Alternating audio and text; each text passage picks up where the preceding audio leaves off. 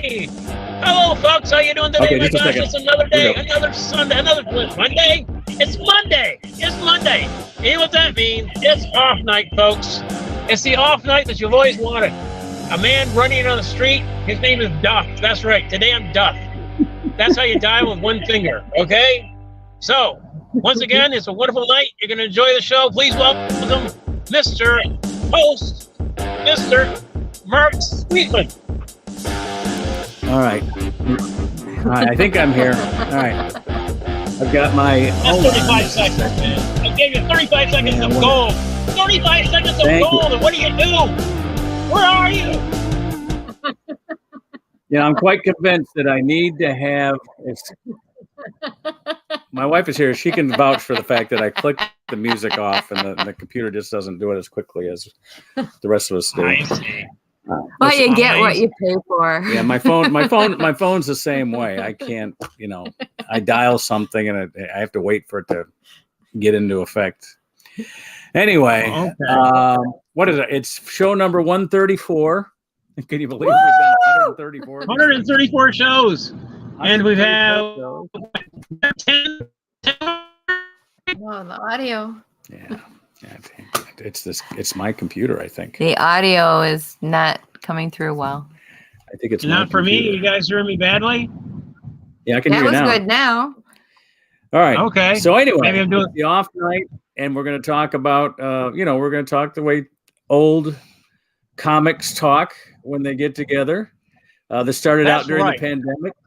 Yeah. So where we used to go to like a diner or a deli or something after the show. Now we have the online meeting spot. Anybody is able to dial in when I get to it after we get all our guests out here. They're not really guests anymore. They're more like co-hosts. But anyway, once they're out here, I'll go to work on getting the link so other people can join us up on the screen. There we go. Perfect. This is Andy, my announcer, my co-host for the last 2 years. And actually, that's right. 2.25 years now. That's really been going. I know. I'm going to start taking some stuff to help my memory.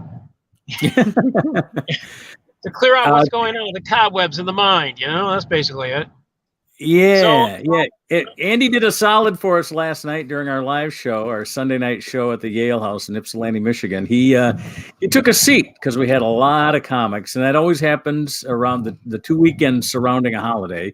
The one before, the one after. You've always got people in from out of town. I stood down too, yeah, but do I get credit? No. Yeah. Well, you and I, we suffer. We suffer in silence, okay? We suffer. I understand. You suffer by watching the other comics that I put up instead of you. That's why you were suffering.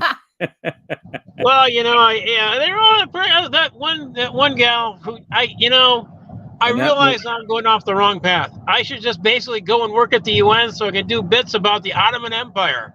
That is great. I love that. She didn't do that the last time she was with us. So now, she did 25 minutes last night, and I think she did like 15 the time before. She's got 40 minutes already, And that Ottoman Empire stuff was just fantastic, Yeah, it was good. I was the only one laughing, but it was great. Yeah, I told her she can come back anytime. I said, "How long are you in town for?" And she goes, "Oh, well, I'm going to be in Royal Oak this week." I go, "That's in town, Royal Oak and Ypsilanti." I don't know. She's originally from Michigan, and that's why she comes back for the holidays. But she's out in San Francisco. Is she working? She's working up there at Ridley's. There must be if it's Royal Oak. Yeah, she's probably working at Ridley's this weekend. Oh, I didn't ask her. I just asked her if she was still in town. You should have invited her to this podcast instead of just talking about her. Of course. She was. She's out there, man. She's great. Bookings. Yeah, why don't you take care of that? I have a full-time job. Oh, okay. I tell you what, trying to get this computer to work every day has become a full-time job. That between this and my phone. I am such a Luddite. Do you want the poem?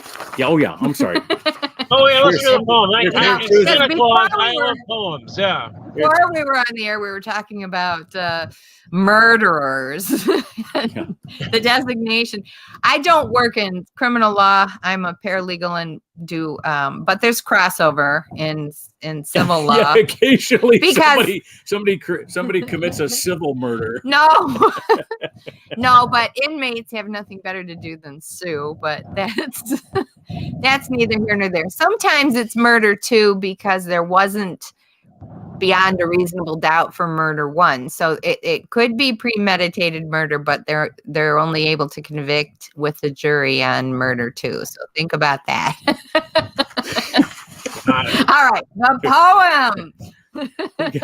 We got the motive, which is murder, and the body, which is I'm sorry, what's that, Andy? It's legal, bro. We're offering legal advice too. My gosh. It's not legal advice.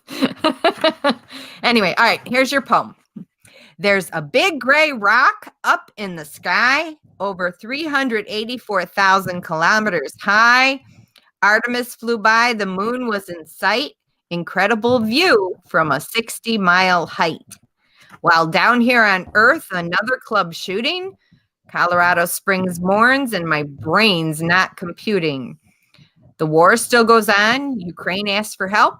Russia, your volcano is starting to yelp. Ash explosions expected 15 kilometers high. The Kamchatka eruption will be more than a sigh. Our first woman speaker, let Republicans grouse. Nancy Pelosi retires, but will remain in the House. Hey, thank you very much. That's Susan's news of the week in verse. Thank you. Very good. Very good. You like that? And if you missed the live stuff. As Santa Claus, I slay him every night. You know what I'm saying? Well, you know, there were some great. We were watching on YouTube this morning, and there were some great pictures of that flyover on the moon. It was, cool. And the math that they have to do in order to get that to work. They shoot it, and they know right where to put it in orbit so that it'll swing around the moon a few times, and then I guess they hit a rudder.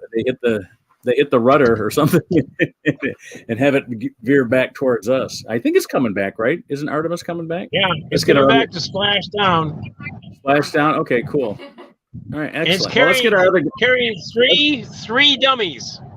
So it's almost like, it's almost like a driving truck. There we go, All right, let's get our other geezers out here. And everybody, and once I get them out here, I'm going to introduce them. I have a question for the three of you. It's sort of a yes or no question. But let's. Yeah, you know what you get me across. You know you get me across a pine tree and an iPhone. A pineapple. A pineapple. I heard it. Okay. All right, let's get. From New York, always have to have, well, not always. If we didn't have them, I wouldn't say always. But since we get them every week, and we are privileged and blessed to have this gentleman with us, the king of New York, the king of the airwaves, proud father. Here he is, ladies and gentlemen, Sam Greenfield. Oh, there he is. Sammy. Yay! Hi, everybody. Hey, Sam. By the way, very quickly, today's headline, and all right already. Today's headline in the New York Post: "Been there, done that." Oh, very. They've really gone against him. It's kind of nice seeing the Post turn on him. I told you last week. Murdoch has never liked him. He played him up because he was good for his subscribers. That's who subscribes. But once he fell out of favor, Murdoch didn't waste a second. And by the way, there's only one Republican senator who's endorsing Trump. Take your time. Tell me who it is. Cruz. Another Tommy guy. The guy that needs the fainting couch. Tuberville. Oh, that makes sense. Because only an idiot would do it. Hold on now. Listen to us Democrats talk. Let's get our Republican out here. Ladies and gentlemen, from from Ypsilanti, Michigan, the man who starts our live show every Sunday night and killed it last night. How about a warm welcome back for Jason Grant, everyone? Hey, here he is. Let him know. Thank you for that compliment. I appreciate that. It was an interesting open last night. It was interesting, but you didn't hear the people in the back. You got a lot of compliments from the people in the back. I don't know how you did up front, because it's kind of hard to tell when you're on stage. You just hear the people up front. Up front, they like me, but a couple people really hated me. But what are you gonna do? You know, that's you know what you do. Hey, Jason, I told you this before. Don't listen to anybody. You do you. You're you're the only one who does you. Yeah. Well, your advice, your 2 words advice, your 2-word advice was spot on. You know, minimalism. I mean, that's everything, right? I mean, that's right. I try to keep my advice down to as few words as possible. You know, Jason, it's interesting to me. It's interesting to me that you like to go on first. When I was working in Boston, there was a comic named Lauren Dombrowski who sadly has passed away, but she would only go on. No, she wouldn't go on first. She had almost an abject fear of going on first, but everyone else on the show was a national headliner. There was Kenny Rogerson and me and Barry Crimmins, and these are all national headliners, and she was not. And so Mike McDonald, who ran the show, and he wouldn't come in at first, because he would leave it up to somebody like me to tell people, well, you're going on now, and then he trusted us, and we always, did what he wanted. No sense of being an idiot. Mike McDonald, for those of you that are from Detroit. Mike McDonald from Boston. Because we hit the guy who played Detroit all the time. Yeah, the guy who played Detroit all the time was Mike McDonald. Yeah. So Barry Crimmins, because he was a nice guy, went on first. And Mike McDonald comes in, and he's got like a bowl of Chinese food, and he says to me, "Sammy, you got a minute?" I go, "Yeah." I said, "I know what you're going to ask me." He says, "Okay, I know you do. Give me an answer." I said, "She talked him into it." He said, "All right, Sammy, that's all I wanted to know." He goes, "Lauren, you got a minute?" She goes, "Yeah." He goes, "Lauren, you want to work here?" And she goes, "Yeah," but he said, "No, you're not answering the question. You're answering, why the hell didn't you go on first? That's what you're answering. That's not what I asked you. I asked you, do you want to go on first? Do you want to work here? Because if I come in next week and I don't see you on stage, I am literally going to pull whoever is on stage off stage. I will say, you're done. I'm going to pay them, and then I'm going to have you go on and do their time and yours. And if you don't have enough time to make up for it, you're never working here again. Now, you want to work here?" "Yes." "Good. Now go home." Yeah. And she went, "What do you mean go home?" "Oh, you're fired for the night. Go home." Yeah. And so she leaves. She was stunned. She leaves, and he looks at me and he goes, "Did I sound like a prick?" And I said, "No, not at all." He said, "Shit." Well, Mark, again, compliments to Mark. He brought Barry Crimmins in to an Unclub show a few years back now. And it was really an inspiration to see, because there was just us Unclubbers there. There might have been a couple of people in the audience. But it was really, really fascinating to see how he did what he did. And and I was genuinely impressed by it. That was a great performance. It was. And he didn't say, "Oh, well, this is just this or that." He came out and he did what he did, and it was great. And it was a big learning experience for me to see that kind of work, kind of real up close. I mean, you learn more by being there and watching it. Well, one day I hope I have the opportunity to have you watch me, so you can see what you should never do. Ever. That comedian last night who was doing the stuff about the Ottoman Empire, I was loving, Andy. Who are you talking about, by the way, when you said this woman's at Royal Oak? Who are you talking about?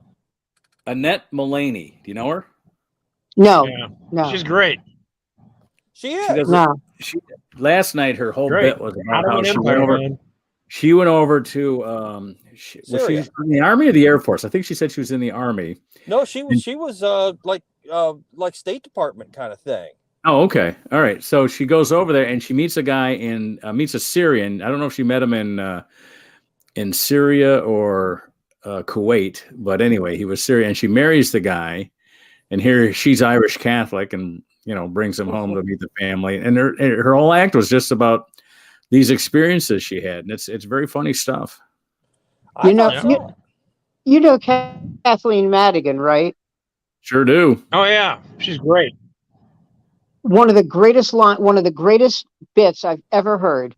She said, "So I'm in New Orleans, and I got a hot dog in this hand and a cigarette in the other hand. And a woman from Greenpeace walks up to me and says, 'Can I talk to you about the future?' I go, 'You better hurry.'"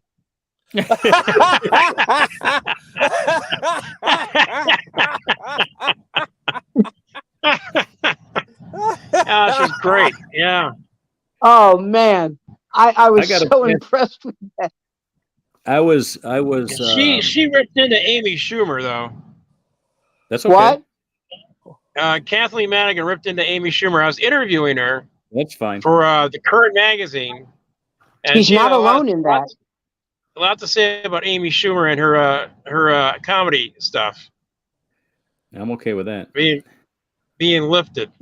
Well, you know what you hear now, and I don't know. I've never heard this until a couple of months ago. I'd never heard this about Amy Schumer until like 2 months ago. If you do a joke, if someone does a joke that someone else has done, it can be a coincidence. Yeah. If they do a routine that someone else has done, it can be a parallel development. Yes. If they do an entire 30-minute set, TV special. Yeah. Yeah. Well, look at Dennis Leary. Dennis Leary and Leary. Yeah. Dennis Leary. Look at Robin Williams. Yeah. Yeah. Oh God. That's why they called him Robin. Yeah.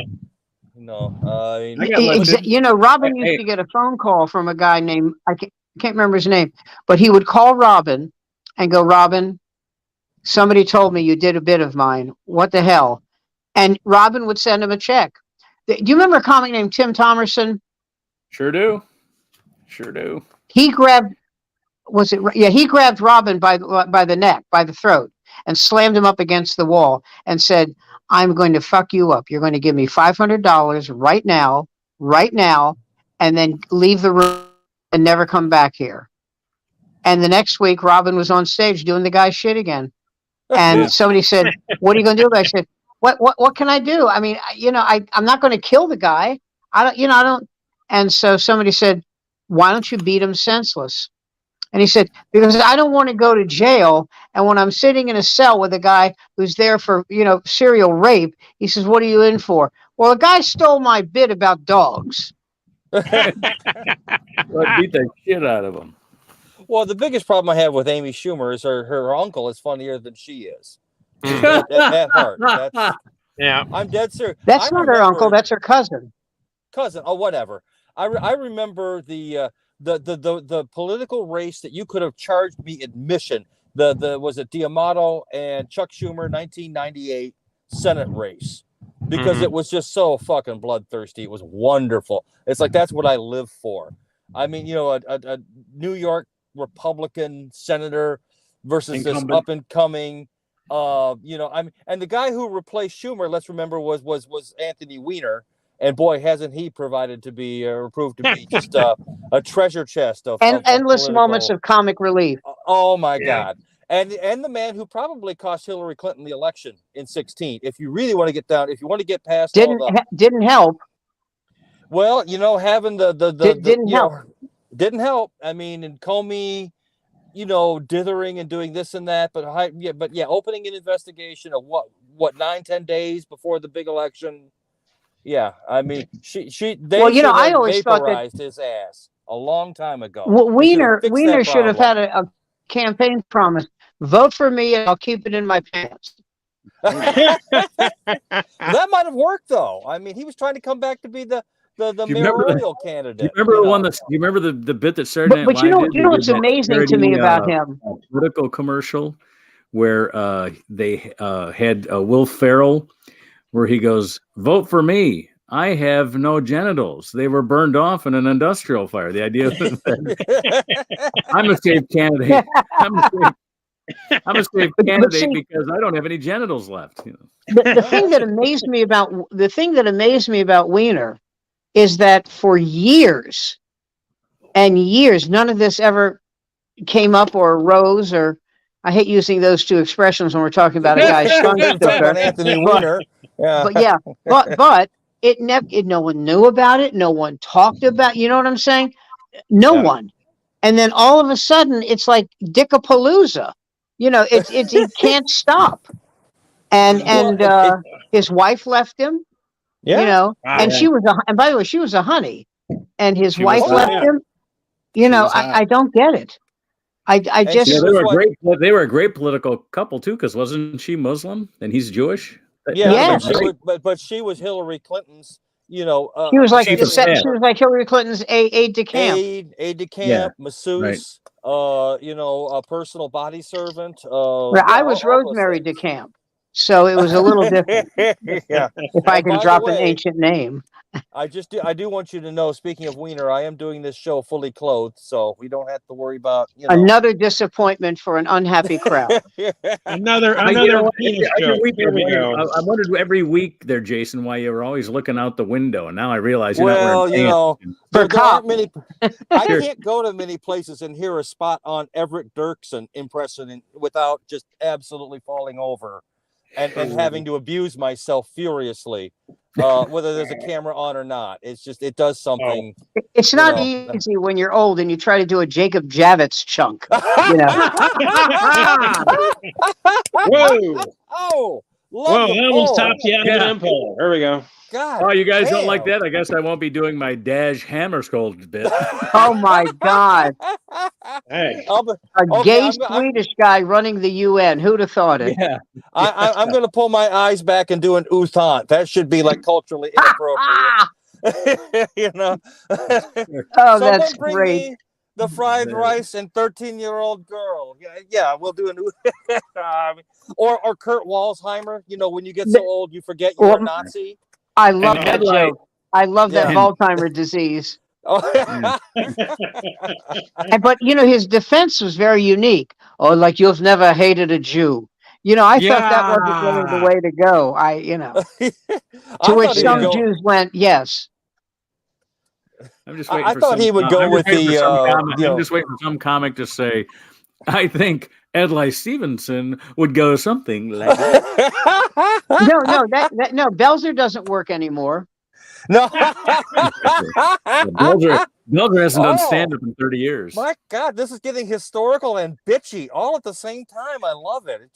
But listen, he literally was doing jokes about Adlai Stevenson. You're kidding me. Oh my God, I love that. Let me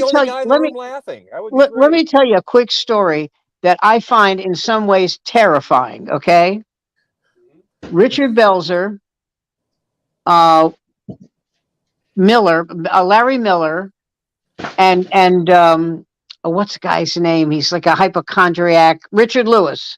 Lewis, yeah. Did a show at Radio City Music Hall.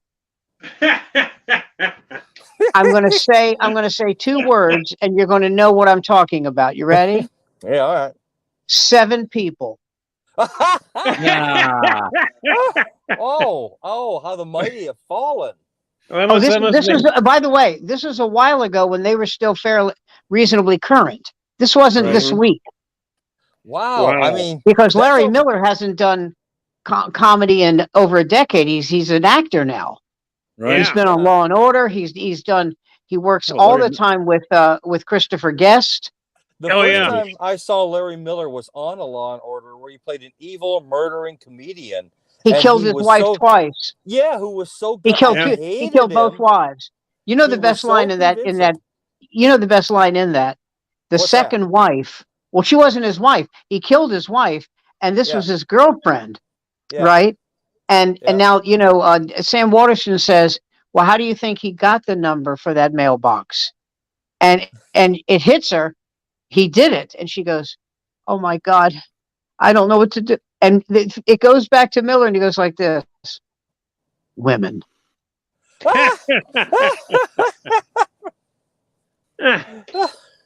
I mean, I'm sure it didn't do much to improve the image of comedians in the industry or amongst the general public. But Well, I thought my favorite Larry Miller is when he did the doorman on Seinfeld. Oh yes. Well, you Right. know, Oh. the guy who was the Yes. guy. There was a play that was done in New York that had the late Bruno Kirby playing the lead, Bunny,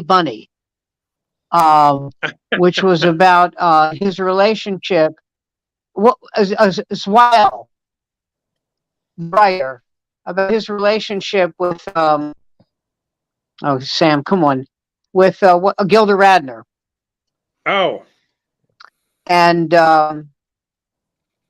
yeah, but Zweibel, occasionally you'll see him on Law and Order, but playing something like an apartment house doorman. And you know who's on Law and Order fairly frequently as a judge? What's her name? The humorist, very droll Jewish chain smoker. yes, I know exactly who you're talking about, and I can't think of her name right now. And she's got that croaking Fran voice. Lebowitz. Fran Lebowitz. Yeah. Fran Lebowitz, yeah. You know, she said something that was great. She goes, "I'm a great friend, but I'm a lousy girlfriend."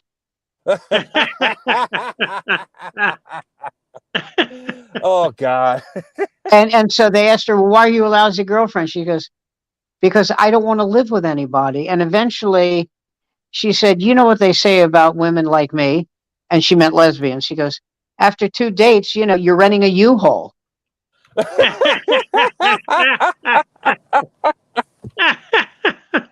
Oh God. Okay, Sam. You're the president of the Bruno Kirby fan club. I am. Was it the Secaucus 7 or the Herod experiment where we have the infamous Bruno Kirby nude scene of him emerging from a pool? It had to be. I've seen both. It had to be Sadly. Herod because he wasn't in Secaucus 7. Okay, Yeah. all right. Well, then he wasn't in that. Was that the first John Sayles movie, or am I mixing the two up? Yes. Okay. Yes. I thought his first movie was Metland or something like that. Well, it was important that I have both the information on Bruno Kirby's nude scene and the first John Sayles movie. So that. Hey, by the way, I met out. John Sayles. He thought I was a stalker. Well, were you? A hell of a. I went to see him at U of M. He was there. They were going to put all this film and stuff into the U of M archives. So I went to see him. So he was there. He was there. Both of him and his wife. So the problem is, I saw them there. I asked a question, so they saw me. Then I went to visit or see one of their movies, and I was there, and they saw me there. They got kind of nervous about me following them. It's like so.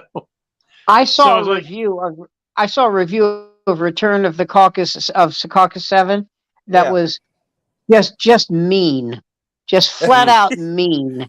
It was just because you rent a shitty camera doesn't mean it's a unique filming. Because Secaucus 7, it wasn't. I don't know where this game is being played. Oh, it's in Mexico. It's snowing. Yeah. In Mexico?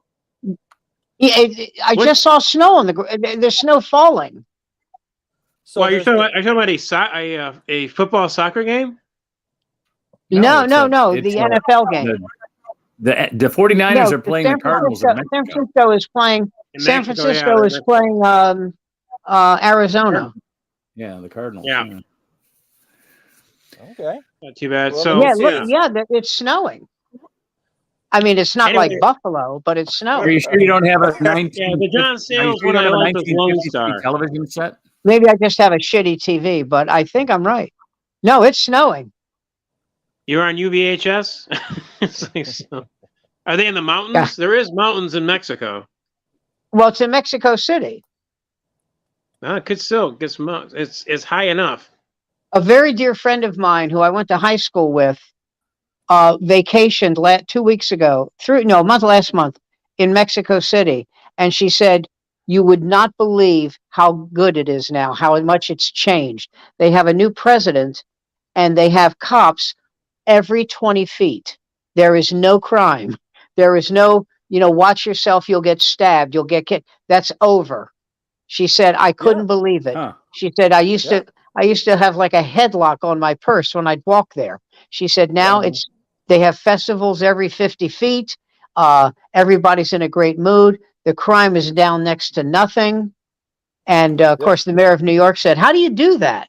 So, well, it's the same way Papa Doc used to run Haiti. Haiti that's right. Or the way they run Singapore.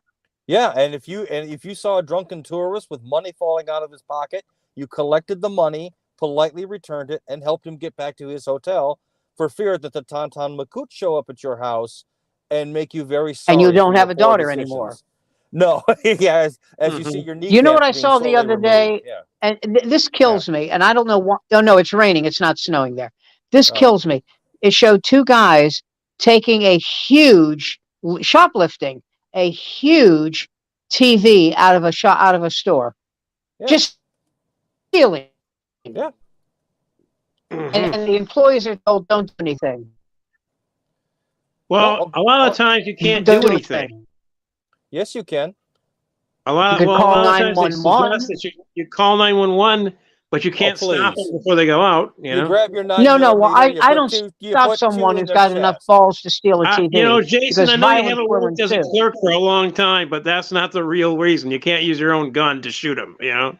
Why not? Oh, in that case, screw it. In law school, they told me that was defensive property, that I was allowed to use reasonable means to stop people from stealing my property. I see. Yes. As a clerk. But if it's your property, but that's not your, and I agree with that, but that's not your property. But you have what's known as custody of the property. Just because I don't actually own it, it is in my custody. I mean, there are other cases where, for instance, if someone's breaking into one of your outbuildings and you set up a trap gun to blow them away when they open the door, that's not cool, because the gun can't make any distinctions about who or what is opening the door. And we are talking about, taking life versus property. But if it kills someone who's actually breaking into your house, you got. Then I'm okay with it. You can blow them away. I can actually take a high-priced rifle to somebody walking out of Walden Books with a art book. You can use a cheap rifle. It's okay. Yeah, you don't have to have a high-priced rifle. Use a Daisy. Exactly. A Daisy? Okay. Thank you. Yeah. Mark, you said you had a question for the three of us. Yes, Mark. Yeah. What do you think of my backdrop? This is the second week I've had it now, but that was the question. Good. Tighten it up a little. I'm prejudiced about it, but I think it looks good. You look like you're about to make a statement as a captive. I was about to say it's going to be. I hadn't thought about that. You're right. I was about to say it would be a backdrop for a Mexican snuff film. I have to give those eye signals so that people. Yeah, exactly. I'm reading a script and I'm really not saying what you think I might be saying. Yeah, and actually with the stripes on, you look like the guys from the Korean. What is it? The Phoenix or something like that? Yes. Blink in their eye, torture. There you go. I put this up. It's easy to put up and down, so I put it up last night at our live show. And did you see it, Jason? I know it was down before Andy. It wasn't up yet. It was down when I was there. So yeah, because I put it up and Tim said no. I will never again have a backdrop as effective as the drunken homeless dude getting his ass kicked by the Ipsy police. There will never. That was an action. Even better than that happening is your retelling. That was Comedy dell'arte. Yeah. The retelling of the guy getting beat up by the Ipsy police while you're on stage. I am so glad I took Ned off and put you on. I get up there. You got to understand. Sam. The only thing that would really rival that would be the marital bliss of Ernest Borgnine and Ethel Merman on their honeymoon night as they consummate their wedding, projected on me and on the backdrop while I do my set. My favorite thing about that marriage. You have affinity for Ethel Merman, do you? My favorite thing about that marriage was Ethel Merman would go to see the movie Willard. And when the scene came when the scene came where Ernest Borgnine is eaten alive by rats, Eaten alive as by soon as rats. that scene ended, she would leave. The theater owner said, he said, I didn't know it was her because she walked in very unobtrusively, and but as soon as that scene ended, I said, who's this woman? Who's this old woman leaving? And they go, that's Ethel Merman. She went, oh. Wow. I mean, what's more believable? Ernest Borgnine married to Ethel Merman, or Ernest Borgnine married to Stella Stevens in the Upside Down Queen Mary, or whatever it was. Well, Stella Stevens played a woman who liked the quiet things in life, like the folding of a C note. So that I actually understood that better, because if you're on that boat, you've got money. So Ernest Borgnine had money. If you had money and you look like Ernest Borgnine and you're with Ethel Merman, then you have a problem. You're an idiot. Okay. I understood the Stella Stevens one more. We had to buy into Shelley Winters being a champion swimmer. I mean, that is more bizarre to me than anything any of us have said. She was big enough to pull the water out of her neck and clear her blowhole. Come on. I understand. How could you dare attack such a national treasure as Shelley Winters? Right. Come on. I thought you were going to say the Poseidon Adventure, because I was going to start singing. All right, now my word on the Poseidon Adventure. I was 13, and Carol Lindley was in hot short. And she was wet, and I was 13. Is there anything else needs to be said about that movie? I mean, really? I'd like to say it now. I'll tell you what I'd like to say. She said that she always preferred Jewish men, and from that day on, I was a slave. She owned you, Sam. He owned you at that point. Yeah, Gene Hackman played a minister in turtleneck sweaters. I thought that was. Yeah, he was. Yes, I love that too. Go ahead. There was a guy I knew, and he was a little Jewish guy, kind of frumpy, and his wife was this knockout blonde. And I could never figure it out. So she invites me over to their house for dinner. And it was in Gaithersburg, Maryland, which now is like just a regular suburb of DC. But when they lived there, if you moved to Gaithersburg, it meant you had given up on life. Okay, it was over. It was so goddamn. It was 25 miles away. Are you running away from the law? And so I come over, and she says, "That's our Whitmore Lake, Jason."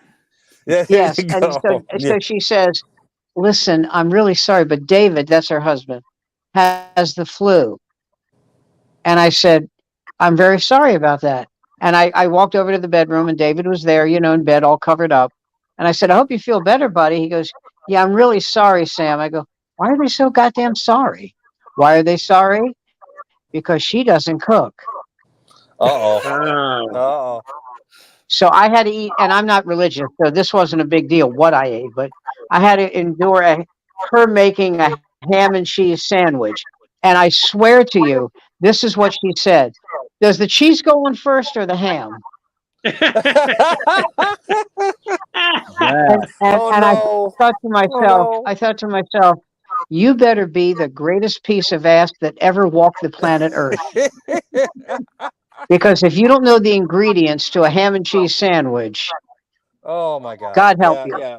So 2 years later, David died, and I almost wanted to say this at the funeral, but they wouldn't let me. I said I wanted to say David is not dead. David escaped.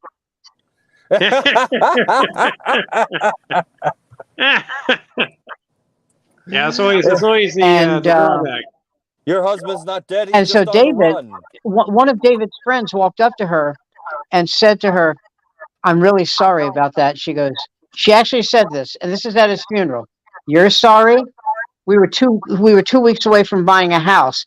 Now I don't have a house. Now I got to live in this goddamn apartment. I went, well, at least you're taking it well.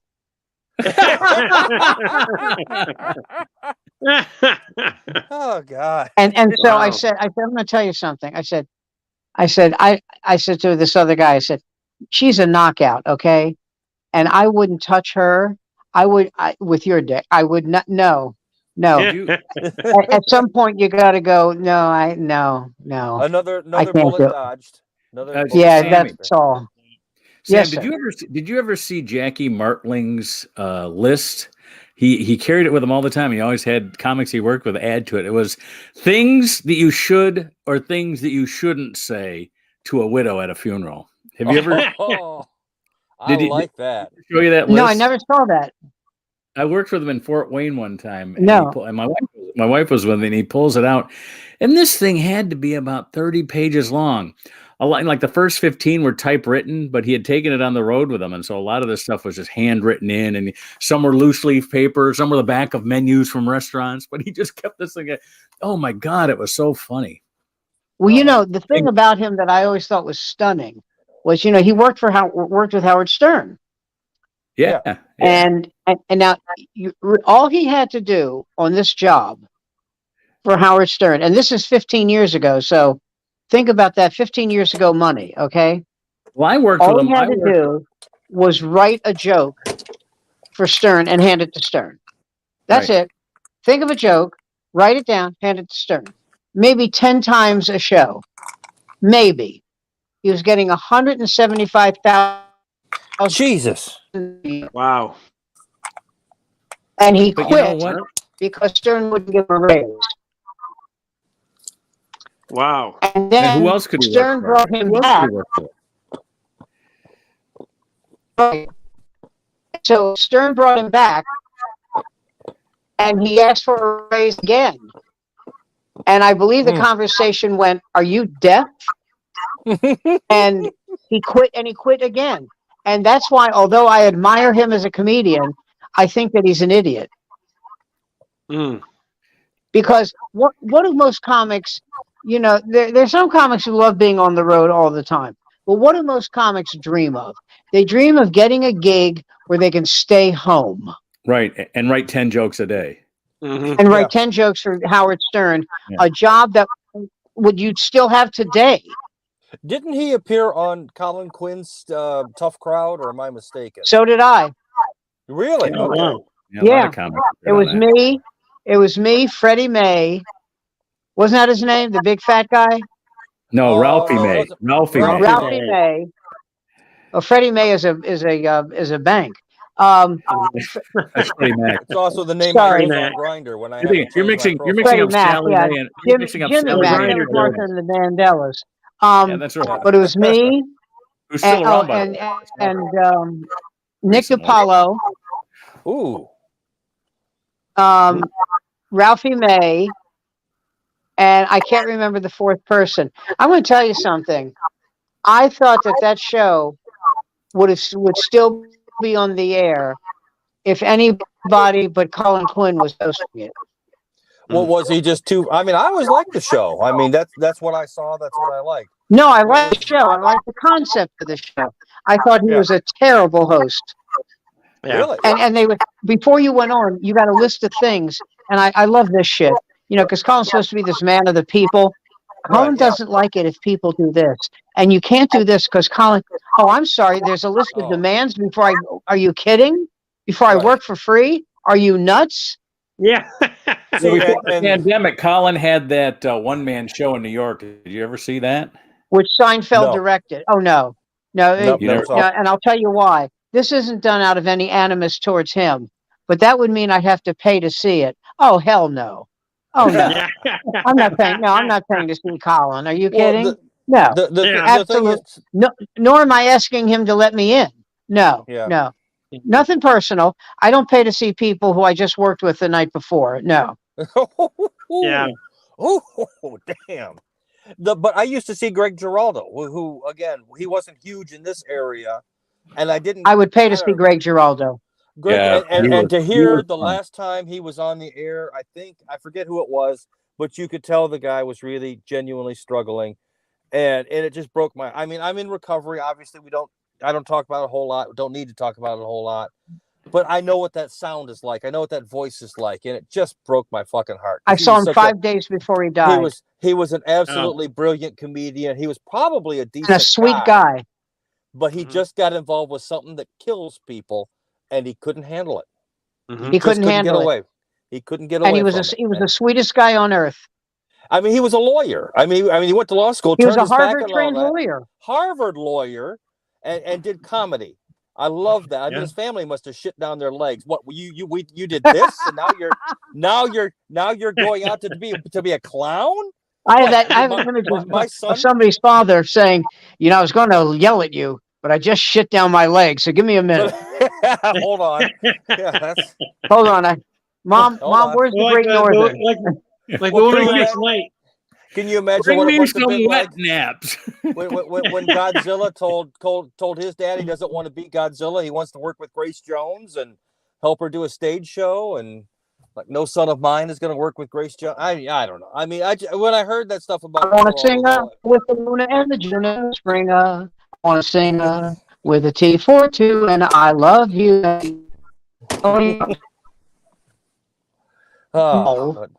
Who wanted to sing, and the father wouldn't let him sing. And he changed his name to, this is how old I am, this is a cartoon. He changed his name to Gary Al Joe. The father and the Spring. It was my favorite cartoon ever. Naturally, it had a great impact on the third kid, but I really loved it. Okay. Can't hear what you're saying. So please avoid the you're breaking up, Sam. You're breaking up, Sam. Oh dear. Oh no. Our first purchase, if we ever get advertising revenue out of YouTube, if we ever monetize this thing, the first purchase is a microphone for Sam. Yeah, and I know exactly which one to get. You'll have to. I was already looking at them on the net. You plug it right into your USB or whatever it is on the iPhone or whatever, or the Android, depending on which one you're using, and do a good job for you. Now, do you hear Sue and I all right? When you guys are doing good. You guys are doing good. My son, last Christmas, after a year and a half, my son bought me this little globe microphone, but it picks up from all around. So it's not unidirectional. Unidirectional, I think they called it. Yeah, so. Yeah, you need a unidirectional, not an omnidirectional. Exactly. The only problem I think it is sometimes you can hear things that the kitchen is right over there, and sometimes you can hear people coming into the kitchen. The studio isn't exactly a sound studio. I saw an interview with Friedkin back in about like 1980, and he was talking about his guerrilla style, how he would tell the lighting person something and he'd tell the camera person something, but he wouldn't coordinate those two things. So lights are over there, but the camera's over here. He said, but the damnedest thing I had a hard time with was the microphones, because it's picking up something from somewhere else. I'm trying to get an effect. Right. But the sound wasn't cooperating with him. Oh, I think Sam's re-emerging. He's back. There you go. No, I was referring to the what is it? The woman yesterday. What was her? Oh, forget it. I forgot what it was. Go ahead. Go back. Annette Mulaney. Annette Mulaney. Got it. Annette I can't remember what I was going to mention. Go ahead. It's out of my head now. So. Whatever you were going to say about her, you've completely forgotten. Is that what you're saying? Yes, because she was so good with the Ottoman Empire. Okay, that's it. Yeah. I was still good with not too many people. Not too many people are killing it with the Ottoman Empire material. Well, not so much these days. But I mean, if you're a Gallipoli fan, it starts to hit home. Absolutely, yes. Oh yeah. Gallipoli is good. Fun thing. Yeah. I believe when we go to the soft underbelly, we shall win this war. Yes. I mean, and the thing is, Arabs hate Turks with a passion. They don't like to tell you that, but it's true. I remember having some friends from the Middle East in the car complaining to me about the imperialism of the U.S., which are like, yeah, pretty much I agree with you. I said, do you want the Turks back? And they're like, no. No, Lawrence of Arabia. There we go. There's a whole scene in that about the Turks. Oh, well, he had a grand old time. Well, should we say a gay old time, or is that too cliche? Who knows? Some say he was bisexual. But anyway, he might man was out to the wind. He was plowed like the North 40 in Bonanza. he was plowed like a field in North Dakota, only with a little more well, oil. the Turks didn't do much help for the Armenians either, so there we go. Yeah, no, they're not big fans of the Armenians are definitely not fans of the Turks. Yeah. Not even a little bit. Who really hates the Turks are the Greeks. Again, Right. let's reopen all the old historical wounds and let the blood flow, folks. That's what we're here for. World peace and international race hatred. It's International Race Hatred Day. Well, being the gay Republican, who else would bring up international race hatred but me, of course. By the way, yes. If I'm wrong about this, just tell me. But yes, 5 people were killed.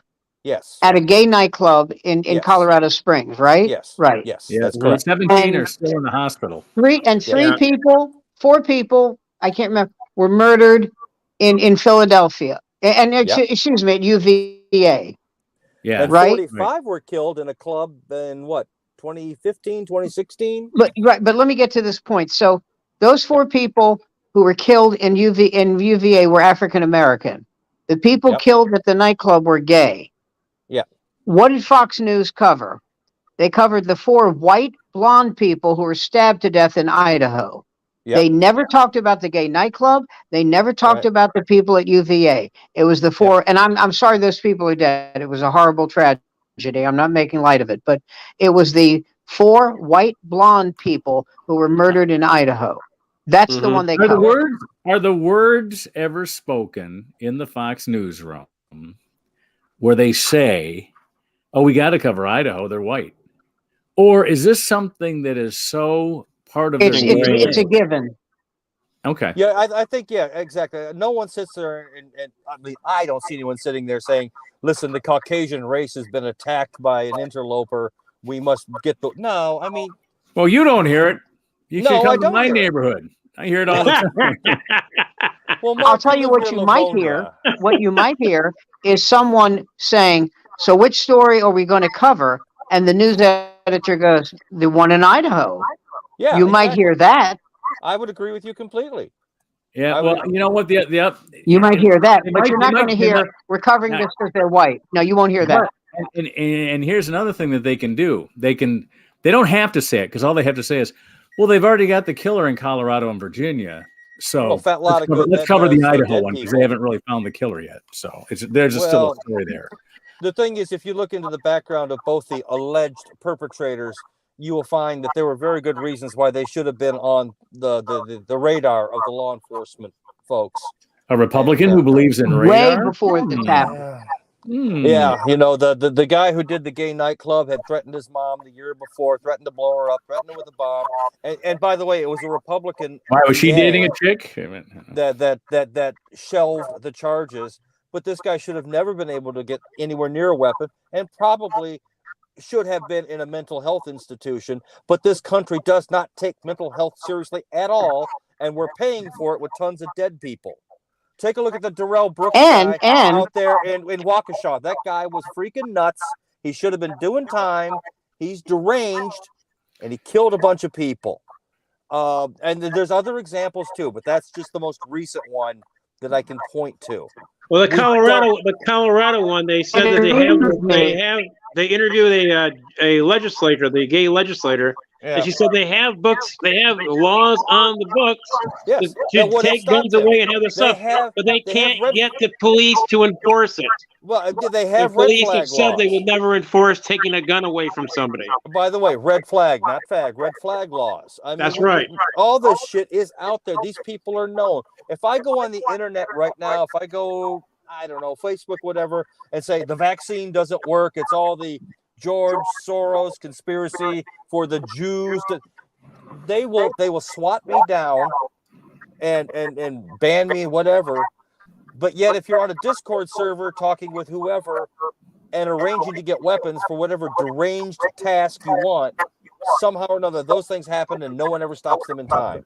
Yeah, the police have said they will never enforce those laws in Colorado. It amazes me that when they were passing these gun laws that finally got passed, it was almost the problems from Oh, you're getting cutting us. out, Sam, and I really want to hear you. Sam, it's tough. Sam, you're cutting out, Sam. You're cutting out, and I do want to hear what you're saying, man. I really do. Get that microphone up next to your. Oh, I mean, look, we can go back. Go back a long ways to Sirhan writing in his diary, Robert Kennedy must die. Mm-hmm. I mean, and yet he gets a Saturday night special and goes in there and blows away Robert Kennedy. Mm-hmm. But at the same time, well, the three white guys here, I don't know about you, Mark, but certainly, Andy, you know this is true. How many times did we go to high school and there were cars and trucks in the parking lot with guns in them? We weren't killing each other with them. And it was certainly true when I went to school. Well, I grew up. Well, the parents would pop in. They have guns in their racks and behind their heads. You know. Yeah. There's also a bunch of deer heads up there too, and it was all pretty much rifles. So that was like a common element up there in Howell and Pinckney and all that area. I mean, we weren't allowed to. When I was a kid, we weren't allowed. We had guns. We weren't allowed to touch a gun until we were taught how to shoot it, how to load it, how to clean it. Well, I took a hunter's course. Safety on course. how to handle weapons. Yeah, I remember my father dressing me in a deerskin coat with antlers on it and telling me to wave a white handkerchief. yeah. I'll tell you, my fat. I think I saw you. I think I almost took a shot at you. I don't know. Yeah, well, he knew there was something different about me. Anyway. I would have shot you too. I would have shot you too, Jason, if it wasn't for those yellow mittens that you had. Well, he felt I took way too much interest in the Boy Scouts, but never mind my 30s. Well, I was going to shoot you, but your pants were around your ankles, so I don't know exactly what that meant. You know? Oh, is that the best you can do? Come on, Andy. I had that shit in the 7th grade. Come on, you can do better than that, cheap dime store Santa Claus. I mean, just because I slam every night, buddy. You don't have a restraining order, and I do. I slam every night. You know. Yeah, and I sleep with unclean women. What you call? You know what you call when you got a gecko with a snowman. I bet you do know. I bet you do know, my friend. You got a blizzard right there. Yeah, all right? There you go. Right. Yeah. Well, I got every dad joke ever. So don't test me on this. I'll tell you what. Gay night in Michigan. I know what a blizzard means, and it ain't that.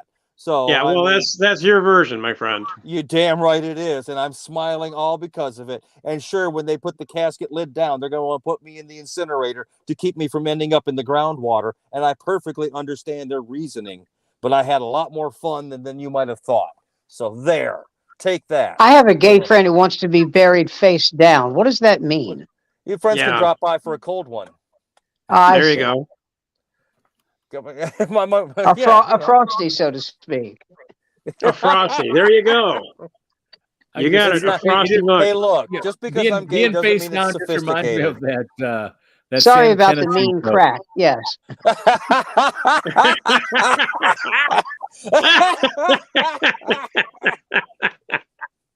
Well, there we go. I worked at a club. Another evening of gay jokes. I worked at a club in D.C. that was owned and operated by a gay guy, and they had female impersonators, and they had me as a comic and a friend of mine as a comic to do 10 minutes each. Wonderful audience. And so when the female impersonators were performing, these guys would hold up like $5 tips for them, audience. So my friend, the other comic who was straight, had never worked any gay club at any time ever. And he's doing a show, and a guy in the front row is holding up a $5 bill. And he doesn't know what to do. And he looks at me. Yeah. He looks at me, and I go, "Take the money. Take the." And this friend of mine who's working there goes, "You are such a Jewish stereotype." I said, "No." I said, "No, that's not what I meant." I said, "Oh, shut the fuck up." No, the guy's holding up a $5 bill. Take the money. Yes. So I go on stage, and a guy gave me a $10 tip, and I went, "Thank you very much." And they said, so my friend Eddie, the comic, he goes, "How come you got $10 and I only got $5?" I go, "Well, one of us looks winsome."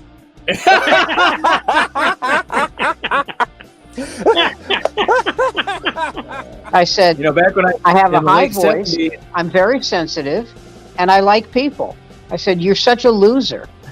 Was it your tight pants and they could tell you'd had the bris? Maybe that was it. Well, yes, there's that. I started doing stand-up 14 months before the Comedy Castle opened, so there were really no comedy clubs when I started. And gay clubs and strip joints were where we got work. Yes. Hey, you know how many comics from another era made their bones, no pun intended, made their bones doing strip joints? Yeah. Oh my God. You could. Jay Leno used to do a bit about a guy he worked with, and the guy was an older comic, and his sports jacket had holes in it, burned holes. And he said, "What's that from?" He said, "Well, the people didn't want to see me; they wanted to see the strippers, so they kept flicking lit cigarettes at my coat." Well, the joke that Leno did about the strip joints, it says, one time I worked at the Miners Club. Everybody had miner hats on, and I was doing jokes completely in the dark because the stripper was getting seen by all the miner hats, and once in a while a stray light would come over to me and go back to the stripper. He's basically in the dark doing his joke. Well, he just got out of the hospital. Oh yeah, he did.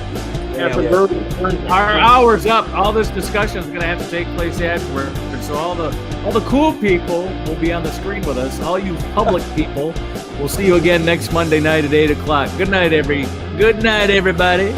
Good night. Love the Ottoman Empire.